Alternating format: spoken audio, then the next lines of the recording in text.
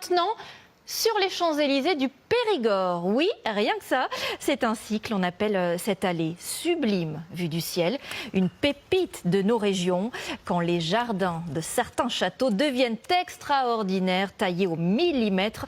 Et c'est ce qui est aussi impressionnant. Nous partons en Dordogne avec Yaël Chambon et Nicolas Forestier.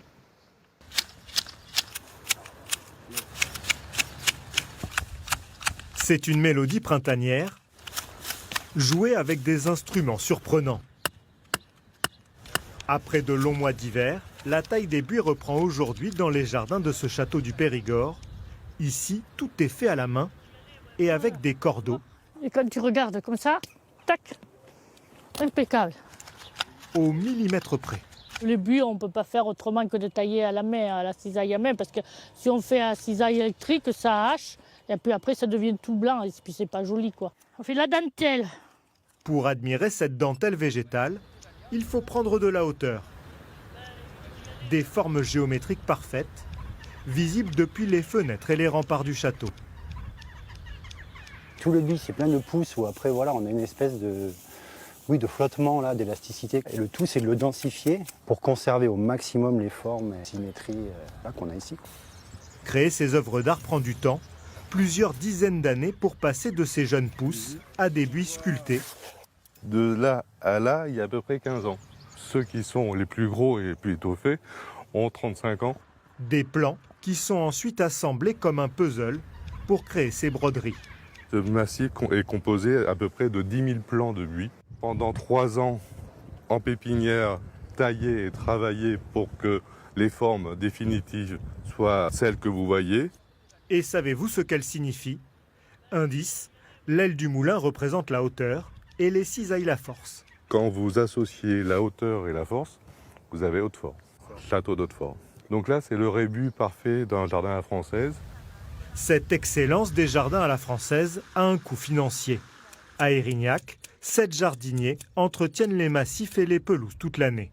Nous sommes dans l'allée des Charmes à Érignac et le surnom de cette allée, ce sont les Champs-Élysées du Périgord.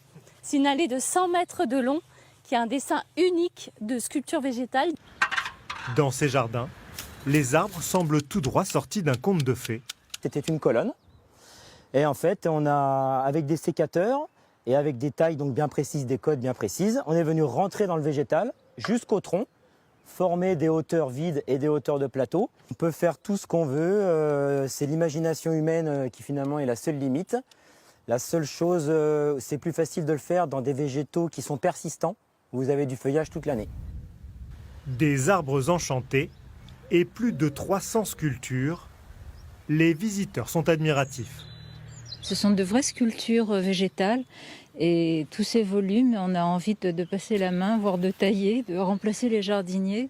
C'est vraiment magnifique. C'est impressionnant le travail qu'il y a à faire parce que personnellement, on a eu une haie. Et au bout de quelques années, on en a eu marre, quoi. Donc on a fait comme tout le monde, on a mis des parpaings, c'est bien aussi. Et moins d'entretien, c'est vraiment trop de travail. Ils en profitent pour questionner les jardiniers. Ça prend de tailler comme ça ou ça vient automatiquement? Alors, les écoles de taille en France, il n'y en a pas, ça n'existe pas. C'est les anciens qui apprennent aux nouveaux. C'est le savoir qui voilà, se transmet de génération en génération. Contrôler la nature, empêcher les végétaux de pousser de manière désordonnée, une rigidité qui fait la beauté de ces jardins. On travaille dans un jardin, oui, où tout est rigide, mais quand les visiteurs viennent, ils ont la surprise de voir une maîtrise, on va dire, presque totale sur le végétal. Et nous, ça nous renforce dans notre esprit de vouloir continuer parce que les gens trouvent ça superbe.